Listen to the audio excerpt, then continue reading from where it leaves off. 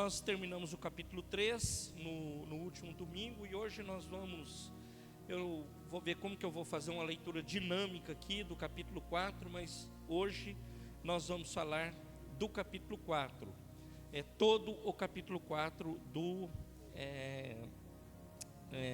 de Efésios. Então nós sabemos que quando Paulo ele está escrevendo essa carta, ele vai escrever essa carta, ele está preso em Roma, e da prisão ele escreve a carta para os Efésios, da prisão. E eu fico assim tão maravilhado como que um cara da prisão ele vai escrever um negócio de tamanha grandeza, de tamanha importância e de ensino para nós. Então o tema do nosso sermão é vivendo a unidade. A unidade, meus irmãos, ela é falada, contada em verso e prosa por muitas pessoas, mas viver a unidade é outra coisa. Eu gosto de um exemplo que é muito usado, é usual por muitas pessoas, que eles falam que é o jeito de ser unido como o purê, né? Então quando você pega um saco de batata, as batatas estão no saco, estão juntas, não estão? Tudo junta, estão lá, mas cada batata é uma batata. Agora, quando você pega essa batata, descasca a batata, cozinha a batata e faz um purê, aí torna-se um, aí virou um. Elas estão no saco, está lá tudo juntinho até. Eu pedi para o Gabriel colocar um desenho aqui, não sei se nós vamos colocar, Luiz. E é mais ou menos assim, ó. Aqui, meus irmãos, a unidade, eu gosto desses carinha. Você vê que tem uns carinha tristes, uns carinha chorando, uns carinha de anjinho, uns carinha amando, uns carinha rindo, uns carinha de tudo que é jeito. E aí, meus irmãos, nós vivemos em unidade e é assim. Não é todo dia que está tudo beleza. Tem dia que você está triste. Não é todo dia que você está dando glória a Deus. Não, tem dia que o negócio está tenso. Tem dias que não, tem dia que você está assim, radiante. Vê passarinho verde das 6 da manhã às 6 da tarde. E está felizão da vida, e louvado seja Deus por isso. Mas tem dias da nossa vida que não é assim. O negócio, a carranca vem, fica feio, e nós ficamos entristecidos, e nós temos lutas e temos labutas. Mas o Paulo fala assim: vocês devem viver em unidade.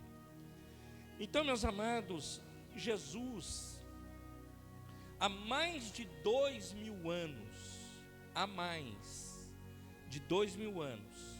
ele vai escrever e vai falar sobre nós, que lá em João 17 ele fala a oração sacerdotal, e ele vai orar pelos crentes, e ele vai orar por aqueles que se converteriam e que se converterão ainda. Jesus, meus irmãos, ele faz a oração e ele fala assim, quando ele vai orar pelos crentes, porque ele ora por si mesmo e ele ora pelos crentes, e ele vai dizer assim: minha oração não é apenas por eles, rogo também por aqueles que crerão em mim, por meio da mensagem deles, para que todos. Então ele está dizendo, ele está fazendo uma oração até para os que viriam a ser crentes, e ele vai dizer assim: eu oro para que todos sejam um. Purezão, descascada a batata, resolvido o problema da batata, e um purezão, tudo junto, na bênção, nas dificuldades, na alegria, em todo tempo, unidade. O pastor Hélio, ele falava assim, né, que ele não gosta muito da palavra unidade, ele gostava da palavra unicidade, porque unidade é o quê? É café, não, é água com óleo, não mistura, né? E unicidade é café com leite. Você coloca lá e mistura, ele vira uma coisa só. E óleo não, você colocar óleo e colocar água, não mistura. Então ele falava, isso é unidade e unicidade. Mas o Paulo, ele vai nos ensinar sobre unidade. E o texto está na carta aos Efésios, no capítulo 4. Eu vou ler do 1 ao 10, e depois eu vou falar de alguns outros versículos a partir do 10.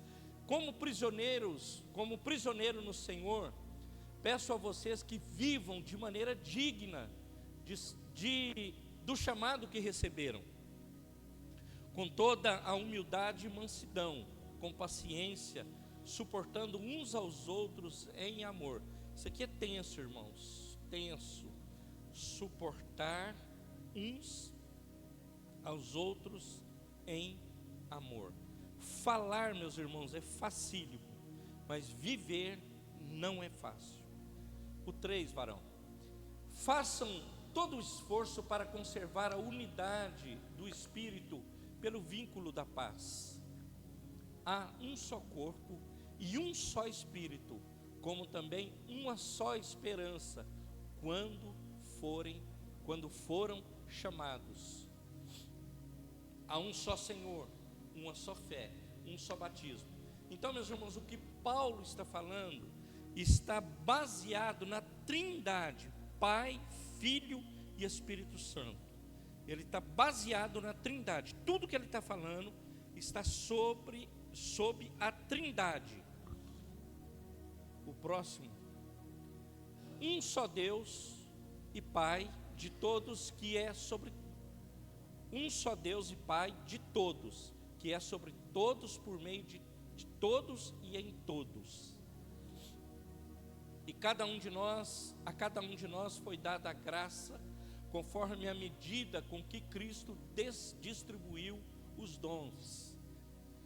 Por isso é que foi dito, quando ele subiu em triunfo às alturas, levou cativos muitos prisioneiros e deu dons aos homens. Ora, o que significa ele subiu? Senão que também havia descido às profundezas da terra? Aquele que desceu é o mesmo que subiu acima de todos os céus, a fim de encher todas as coisas. Então, meus amados, quando nós olhamos para a igreja, você vai olhar para o seu lado, não tenha dúvida, são essas pessoas. Agora eu digo de maneira generalizada, eu poderia falar para a igreja local, obviamente que a ênfase é para a igreja local, mas quando nós olhamos para a palavra, nós vamos ver que é generalizado, é para toda a igreja do Senhor. E a impressão que dá, meus irmãos, que Paulo, ele vem trazendo os temas à igreja de Efésios, e quando ele chega no capítulo 4, a partir do capítulo 4, ele vai dizer para a igreja: olha, vocês aprenderam, eu já ensinei, eu já falei, já dei a disciplina, já dei a doutrina, eu já fiz isso, agora nós vamos partir para uma outra etapa, vamos dar um jeito de vocês praticarem aquilo que vocês estão aprendendo até agora. O mesmo Paulo, ele vai escrever lá na carta de Timóteo, ao jovem Timóteo, uma carta pastoral, ele vai dizer assim: aprendem sempre, mas nunca chegam ao conhecimento da verdade. Está sempre aprendendo, mas não aprende sempre, mas nunca chega ao conhecimento da verdade. Irmãos, nós precisamos virar essa chave em nossa vida, porque nós aprendemos, então nós não podemos ser esses, vou usar uma palavra muito usada aí hoje no meio das igrejas, não podemos ser consumidores de conteúdo evangélico somente. Não, nós precisamos virar uma chave na nossa vida e viver o evangelho de Cristo, o evangelho que Cristo deixou para as nossas vidas.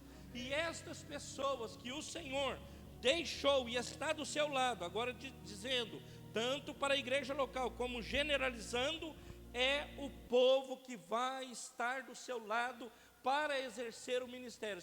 Você quer você acha ele um bonitão ou não, é esse gente boa aí, que você vai servir com ele para a glória de Deus e vai seguir com ele até o fim, em nome de Jesus. Amém, igreja?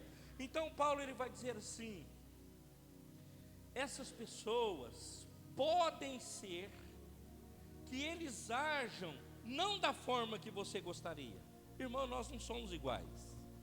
Aliás, pensa num povo que é diferente. Somos nós. E eu acho que na igreja isso é mais vivo. E eu digo por quê? Porque se nós somos provados no amor, você acha que Deus ia fazer uma igreja onde todos fossem iguais?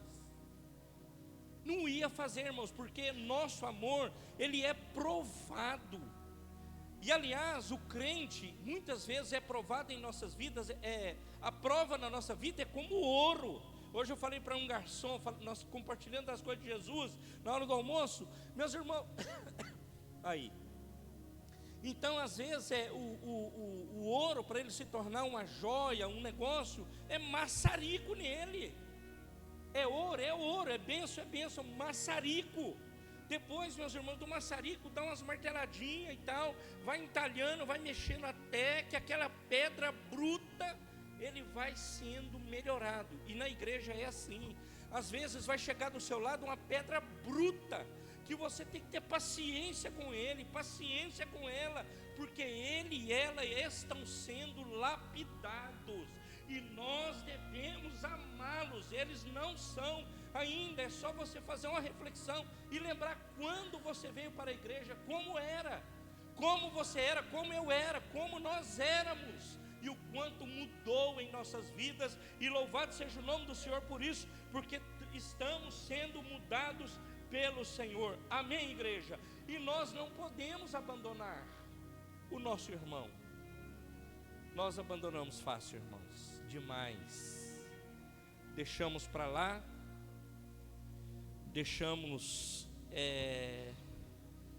não temos paciência e deixamos. Na cultura atual, nós vivemos a cultura do cancelamento. Então, se eu digo uma coisa que o Augusto não gosta, ele me cancela. Se o Augusto diz o que eu não gosto, eu cancelo ele. Não, estou só usando ele como exemplo. Isso não acontece entre nós. Acho que não. Vivemos a cultura do cancelamento em todos os aspectos. Cancela pelas coisas mais banais. E isso, infelizmente, alcança ou alcançou a unidade da igreja. E a igreja que era para estar lutando, porque o negócio está pegado, garrado, feio.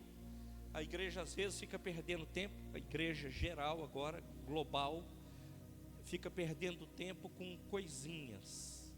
Enquanto isso, meus irmãos, o inimigo, ele vem de forma avassaladora e vai destruindo o ministério, vai destruindo igreja, vai destruindo liderança, vai destruindo, meus irmãos, tantas coisas, porque a igreja fica perdendo tempo com coisas banais. E eu tenho isso, meus irmãos, que o inimigo, ele usa dessa artimanha, ele modela ali um negócio para a pessoa ficar, olha, você viu aquilo, você viu o que aconteceu com tal pessoa, e aí a pessoa fica naquilo e perde tempo com aquilo, enquanto isso as coisas estão acontecendo lá fora. Então, meus amados, nós devemos viver uma unidade que suporta e uma unidade que ampara. Eu falava agora, Rosana falava no telefone com uma pessoa, todos conhecem, Eliette fala com ela quase toda semana, e alguns outros irmãos, eu sei que a Sandra fala, é uma senhora, não vou dar o nome. Aí ela falando, né, das lutas, das dores e não sei o que, eu estava pensando, eu falei, às vezes na igreja, não é que eu estou falando que você, desculpa a expressão, você não faz nada, não é isso. Eu sei que você tem seus afazeres, Mas às vezes você tirar do seu tempo, meia hora, 20 minutos, e você vai ligar, vai falar assim, eu não sei falar. Você não precisa falar, você só ouve, e deixa eles falarem. Nós não temos muitos idosos que não estão aqui. Eu chamei que tem idoso aqui, né? Aqui não tem, só tem jovem. Nós temos idosos já impossibilitados de estar na igreja. E se nós pegássemos o contato deles e falar, eu não tenho nada, não é nada, irmão, você sempre tem coisa para fazer, mas eu vou ligar para ela, vou ligar para ele e perguntar como você está se sentindo, como? Isso, meus irmãos, é unidade. Isso, meus irmãos, é amparar com amor. Isso é amparar com as coisas, com a palavra de Deus. O amor, ele ampara também. E nós dizemos isso, e nós precisamos fazer isso em nome de Jesus. Amém, igreja? E ontem eu estava conversando nesse culto que eu fui, falando lá, né? Vai chegar o tempo, meus irmãos, que nós todos, agora está lá a discussão das duas filhas, o Daniel sabe disso. O vô vai parar de guiar, e agora vai ter que falar isso aí para ele, com 84 anos, e que eu estou falando, eu estou duvidando, eu quero ver esse cara parar, eu quero ver, e aí, mas beleza, né, isso é ele, só que nós também estamos chegando, Augusto, e aí, brother, vai chegar o tempo que eles vão chegar lá para mim também e falar, rapaz, você não vai lá para São Gotardo sozinho mais não, agora você vai ter que ir com alguém. Você não tem como ir lá mais para Bahia sozinho, você vai com alguém. Vai chegar nosso tempo. Agora, meus irmãos, e nós vamos desampará-los? Não, nós temos que ampará-los. E assim tem muitos. E aí nós temos que amparar em amor, não é brigando, dando cacetada, colocando de molho. Não, colocando no milho, né? Você ajoelha aí, e você vai ficar no milho aí. Isso aí é só para os mais antigos que sabem do que eu estou dizendo. Então, meus amados, nós precisamos amparar em amor. O 11, ele vai dizer assim, você põe aí por favor, Luigi. Ele fala assim, ele designou alguns para apóstolos, outros para profeta, outros para evangelista, outros para pastores e mestres. Agora preste atenção, meus irmãos, quem designou foi o Senhor. Para que ele designou? Ele designou para que sirvam a Deus. O Daniel orou aqui, e sirva também os irmãos. Então foi designado. Para que foi designado? Você vai servir a Deus e vai servir os irmãos. Existe, meus irmãos, uma falha muito grande no ensino da igreja. Eu penso que não hoje mais, mas no passado eu penso que sim, e eu tive essa escola. Que, irmãos, ser um crente era vir aqui, sentar aqui e ficar aqui, comendo, engordando. Irmãos, o evangelho não é isso. Cristo já nos ensinava que nós devemos ir ao mundo, ir lá fora e pregar o evangelho a toda criatura. Esse é o ID. Não, pastor, eu sou um crente da cadeira, eu vou ficar sentado, tem até super bonder nela aqui, tem cadeira marcada. Nós sempre gostamos do mesmo lugar, eu também fui assim, a vida inteira. Então nós gostamos do mesmo lugar, eu sou desse lugar. Não, o Senhor não nos chama para isso. Ele nos chama para avançar, Ele nos chama para ir e alcançar esses outros que precisam de ouvir também a palavra de Deus. Então, meu amado, nós devemos lembrar que todo cristão, ele possui algum dom. Isso choca você, né? E eu também. Todo cristão, eu creio também, possui algum dom. Eu não sei qual. Porém, meus irmãos, esse dom, ele precisa ser usado de alguma forma. Ele não é para você só. Não é, eu tenho um dom, para quê? Ah, o Deus me deu o dom para isso. Beleza, glória a Deus, aleluias. Então você vai ficar com isso até você ir embora, levar com você para o caixão. O que adianta? Use o seu dom para a glória de Deus Pai. Amém, igreja? Então nós devemos exercer aquilo que Deus colocou em nossas mãos, em nome de Jesus. O 12, gente boa, ele vai dizer assim: com o fim de preparar os santos para a obra do ministério, para que o corpo de Cristo seja edificado. Eu estou lendo aqui, não sei para quê. Então, meus amados, nós precisamos entender que Cristo, Ele nos chama, não para falar, para ser um evangélico nominal.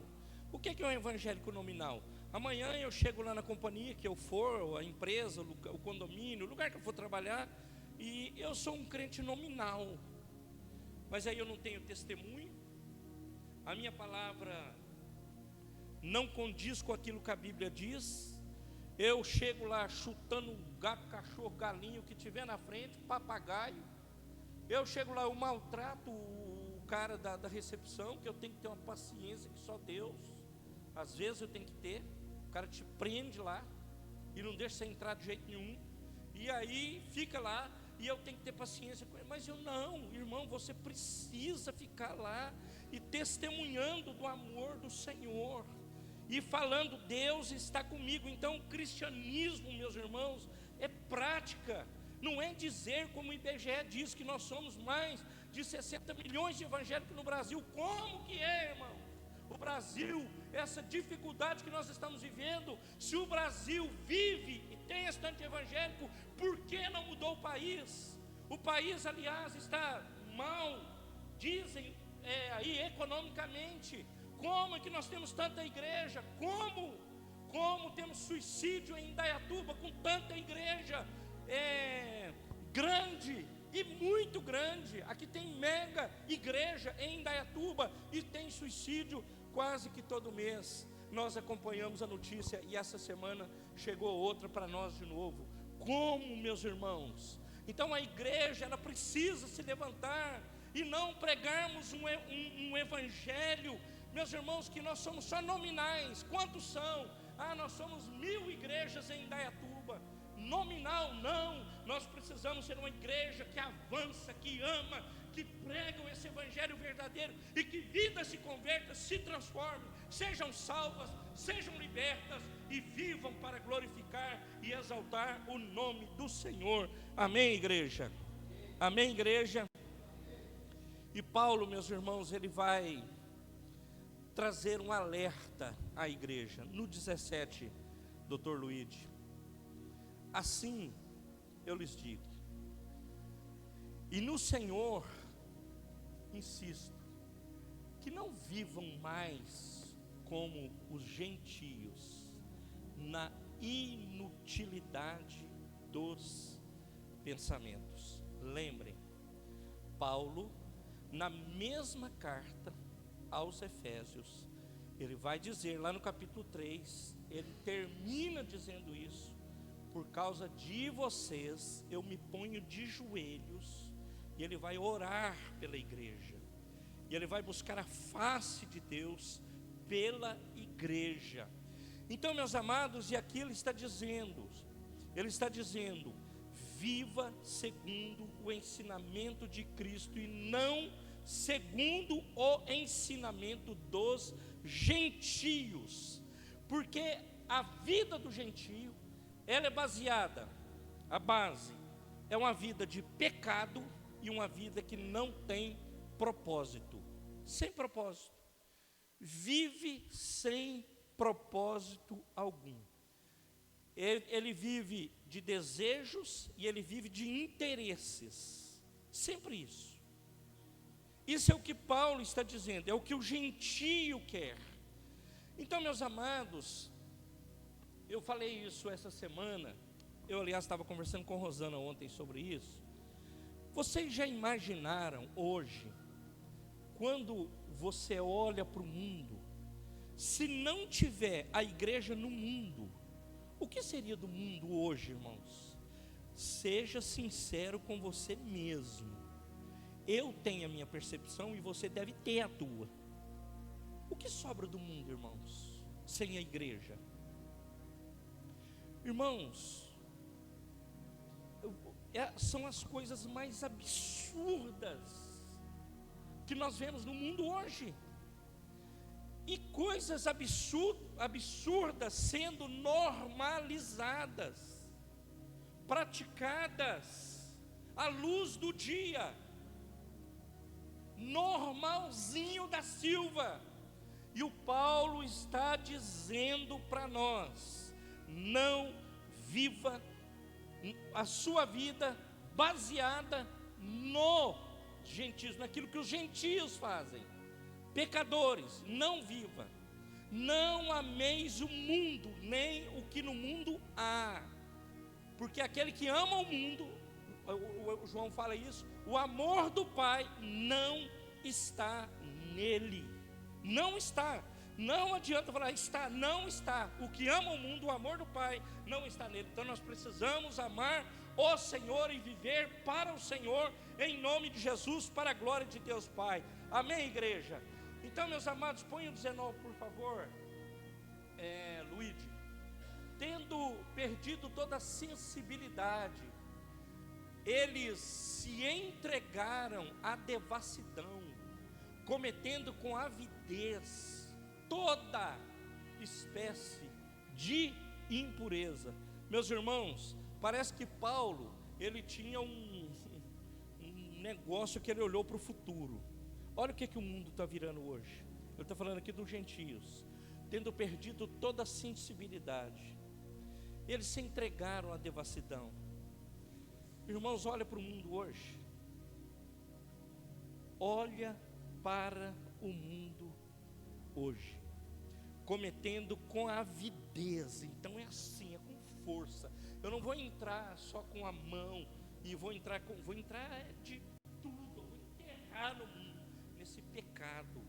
E é assim. Aí cada dia você vê mais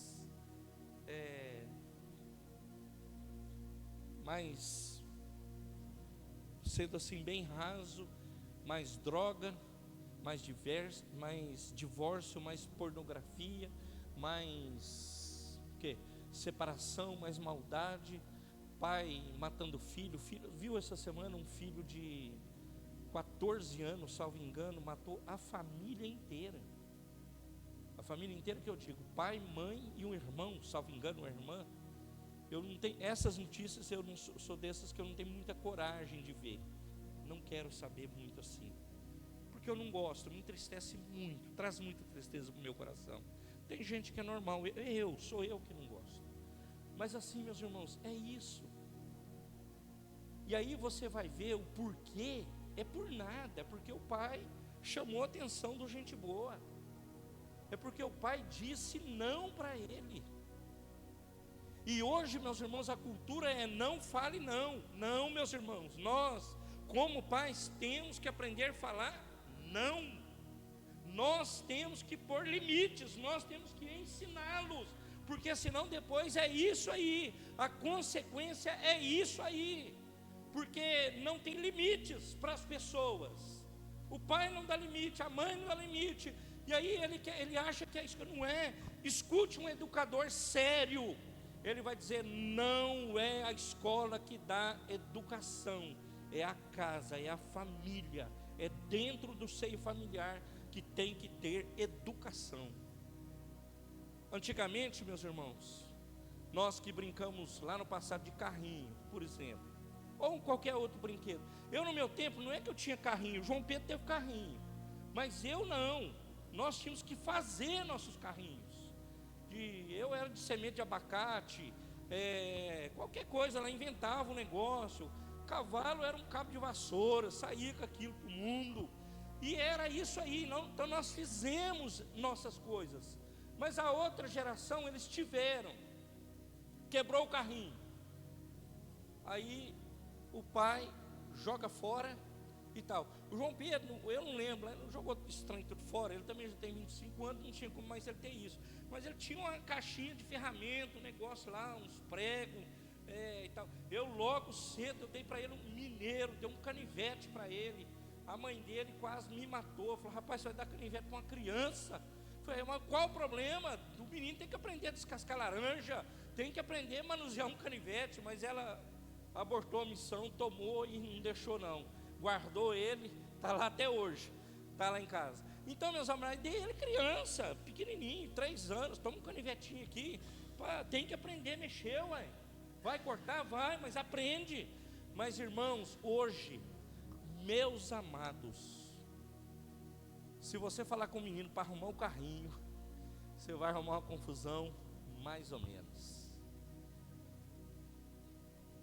Eles não arrumam. Manda uma menina arrumar uma boneca hoje.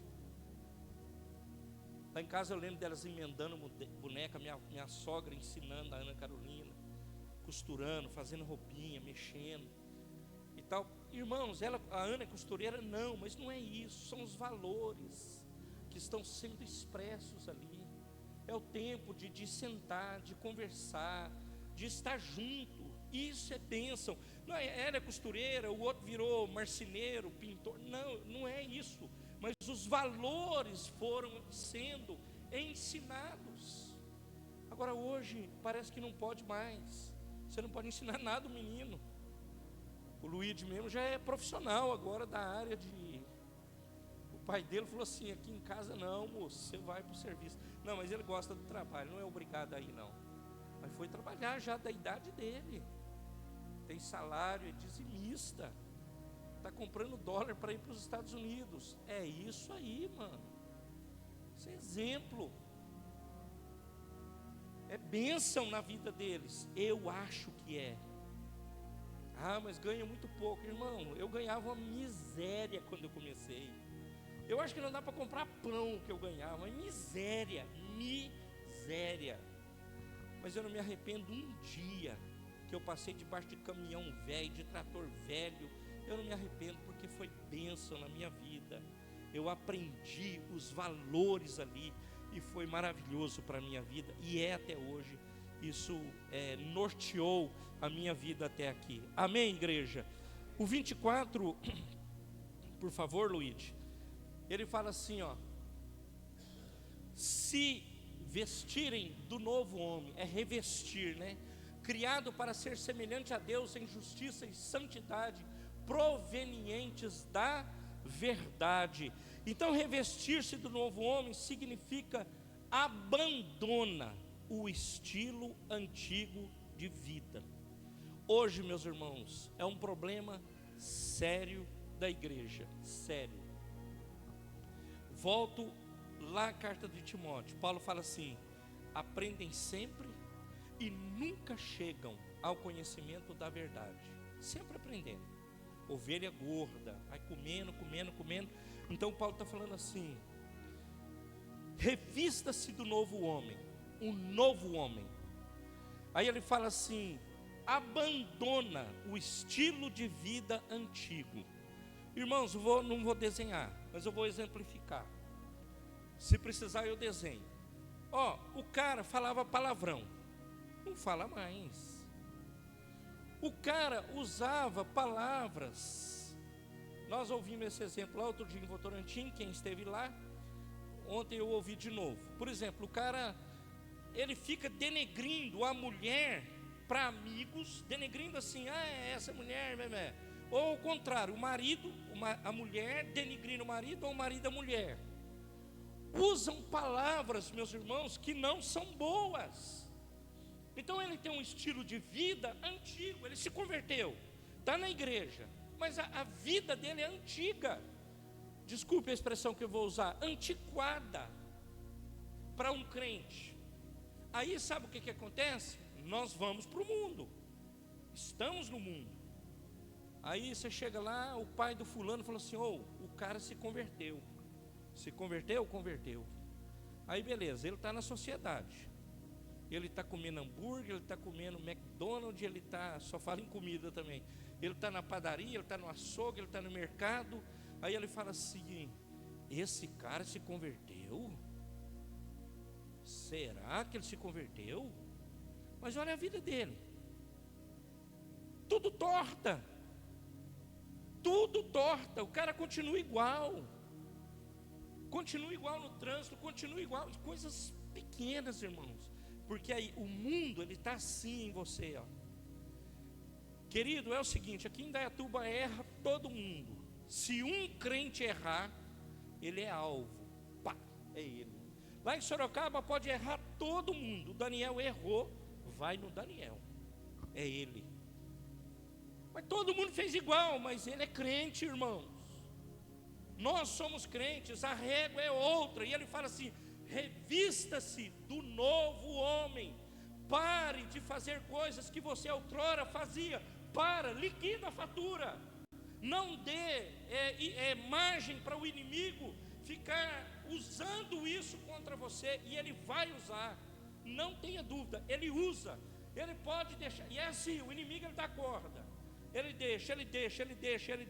Aí uma hora ele fala, agora para, e ele vai puxar.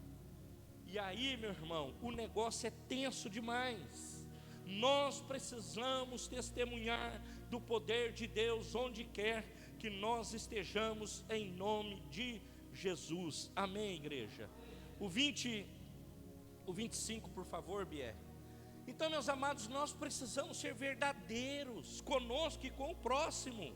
Nós precisamos falar a verdade, precisamos ser honestos, precisamos, meus irmãos, ser transparente com nossas palavras e nossas ações. É ser novo é isso.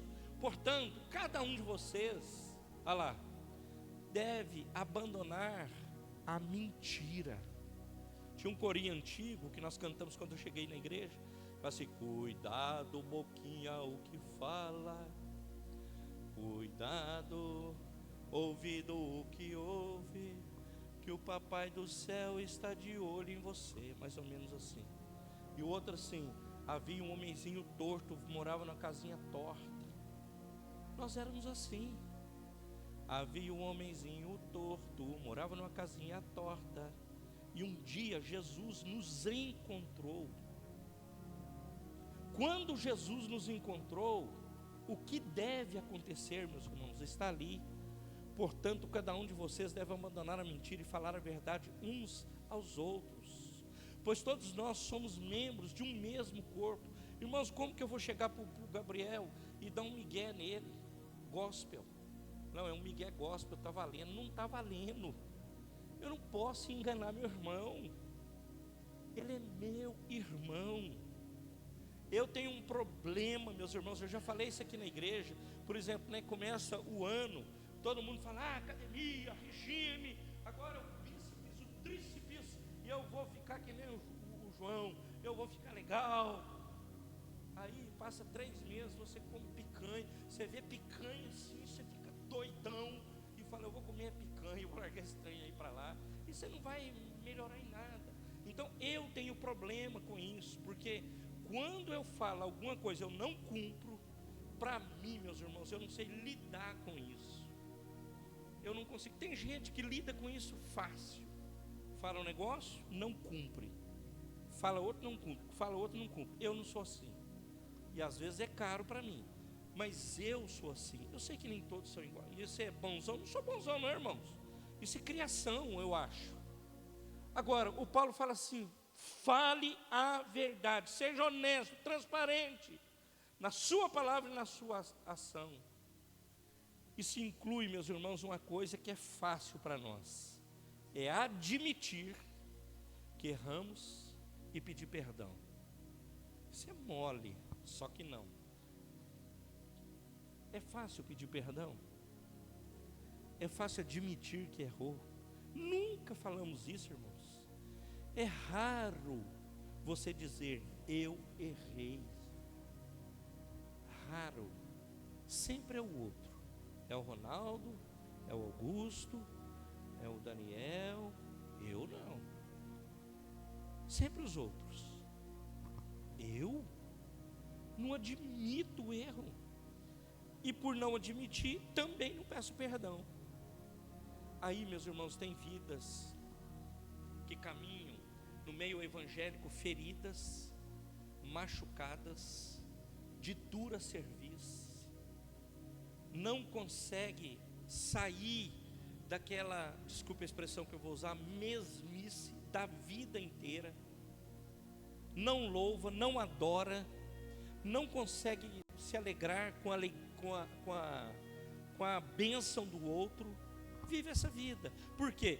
Porque é assim, porque não consegue reconhecer erros, não consegue pedir perdão, se for necessário. Aí ele vai dizer no 29, por favor, doutor. Ele fala assim, ó: nenhuma palavra torpe ou torpe saia da boca de vocês, mas apenas o que for útil para edificar os outros, conforme a necessidade para que transmita graça aos que ouvem. Então, meus amados, o que é palavra torpe? Palavra obscena, vulgar, palavra que não ajuda em nada. Irmãos, sabe essas bobeiras que... Cara, não é melhor você falar uma palavra boa? Ô, gente boa, que bênção, né? Sei lá, alguma coisa. Então, fala palavra ofensiva, que ofende a dignidade do outro. Para que isso?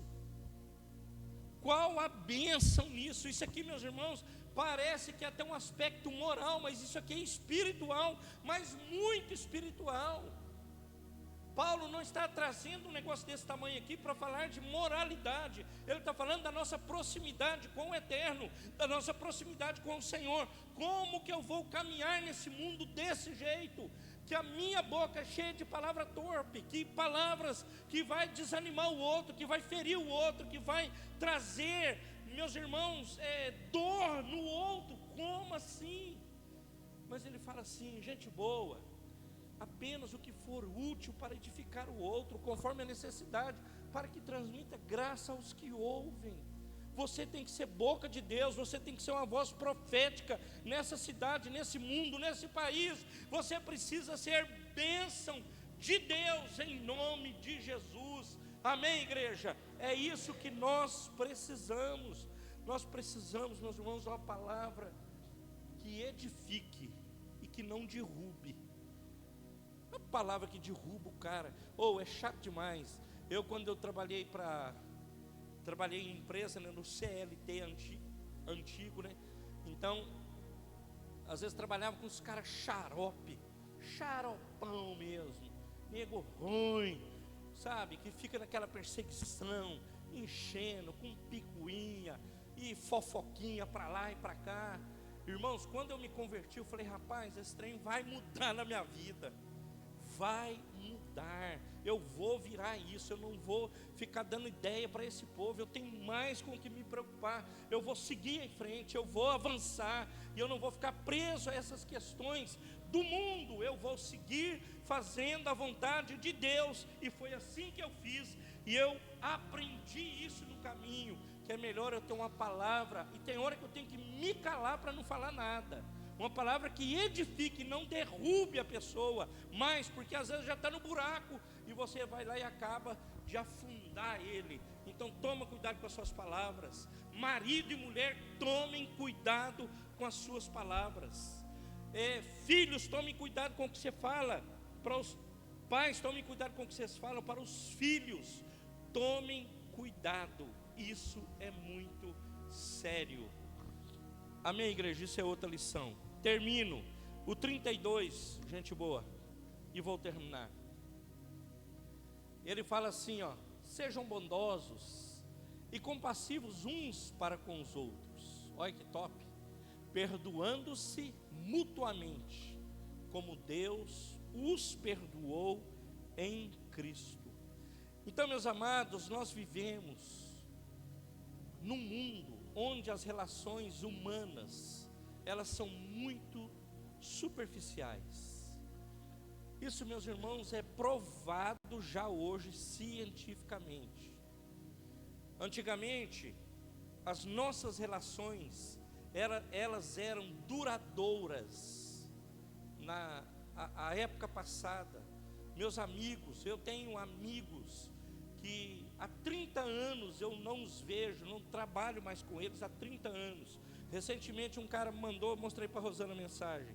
Até estranhei, olhei assim, o cara muito diferente, porque nós éramos dois jovens, começando o nosso trabalho aqui em Campinas. Ele, apesar de ser da região, ele me mandou uma mensagem, falou: Romério, eu vi sua mensagem aqui, eu vi alguma coisa, seu número aqui, lembrei de você.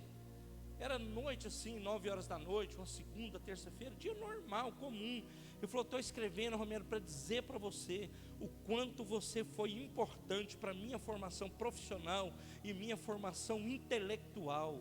Eu não era nem crente, irmãos, longe de ser crente.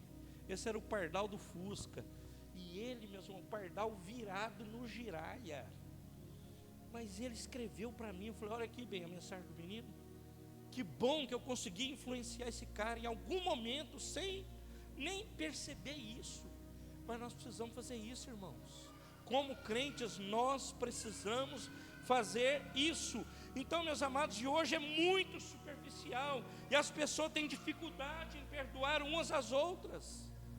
Precisamos lembrar sempre da bondade de Deus, e perdoar uns aos outros como Deus nos perdoou em Cristo. Então, meus amados, nós devemos perdoar mutuamente, assim como fomos perdoados em Cristo. Você e eu, nós fomos perdoados em Cristo. Nós não temos mais que andar com o peso da condenação, porque em Cristo nós fomos perdoados, e louvado seja o nome do Senhor por isso. Não há mais condenação sobre você, não há mais condenação sobre mim, não há, porque Cristo nos perdoou. Louvado seja o nome do Senhor por isso. Amém, igreja? Que Deus ele seja louvado, que Deus ele seja glorificado. Lá em Lucas, eu termino, nós não vamos ler o texto. Tem a história de duas mulheres, duas irmãs, Lucas 10, Marta e Maria. Essas duas, um dia receberam Jesus, pensa numa visita boa, em suas casas, em sua casa. Uma, que figura duas igrejas ali. Uma igreja que adora, que busca a face de Deus, que busca viver as grandezas de Deus. Essa é Maria. E Marta é a outra igreja. Todas as duas estão fazendo coisa boa, tá? Tanto Maria como Marta. Ela não tem crítica nenhuma das duas. Mas a Marta, ela está preocupada com o que ela podia ganhar de Jesus, o que ela podia angariar com Jesus. Ela estava olhando as ilusões das coisas terrenas. Ela imaginou que ela correndo lá, fazendo café, pôr na mesa, colocando ali, ela ia ganhar muito de Jesus.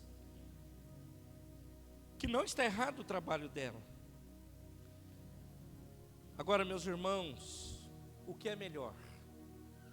Nós olharmos a mão que entrega ou a face que mostra a glória do Eterno? Eu termino e vou orar. Que igreja você é? Que igreja nós somos? Você é a igreja que quer ver a face do Eterno? Ou você é a igreja que está só com a mão, só querendo, ou você quer ver a face do Eterno? Se eu puder te dar um conselho, eu dou um conselho.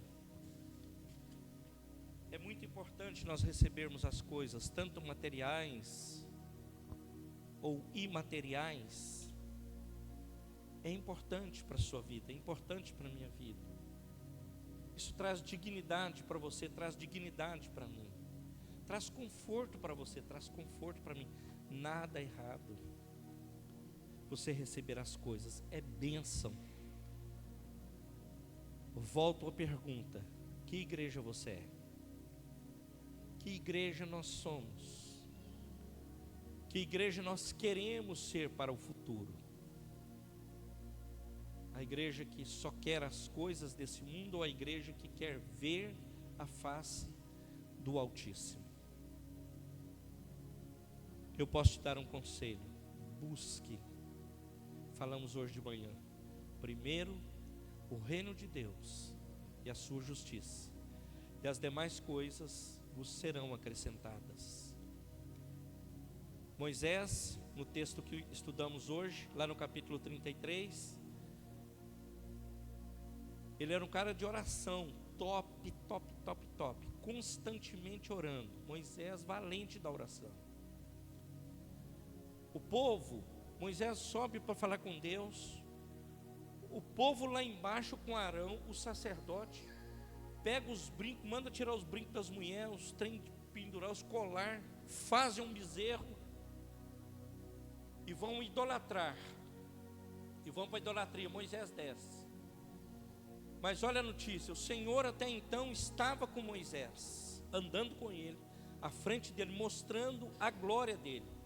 Moisés, a partir daquele momento, ele falou assim: não vou mais com Moisés. Deus falou para Moisés: não vou mais com vocês. Cara, aquilo é brutal. Você já pensou Deus falar para o povo dele: eu não vou mais com vocês, eu enviarei um anjo, mas eu não vou? Você já pensou se ouvir isso? O Filho de Deus ouvir isso? E ele falou, Deus falou para Moisés. Meus irmãos, não é pelo povo, é a misericórdia de Deus, é a graça de Deus. O Senhor, Moisés vai, ele ora e ele diz: Senhor, se o Senhor não for conosco, nós não vamos a lugar algum. Nós não saímos mais daqui. Nós só vamos se o Senhor for à nossa frente. Senão nós não vamos.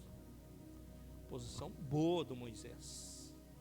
Mas Deus é tão gracioso, tão maravilhoso, que Ele vai lá, retoma a caminhada dele com esse povo e vai levar eles até a terra prometida. O Moisés não entra, nós sabemos disso, é lição do futuro aí.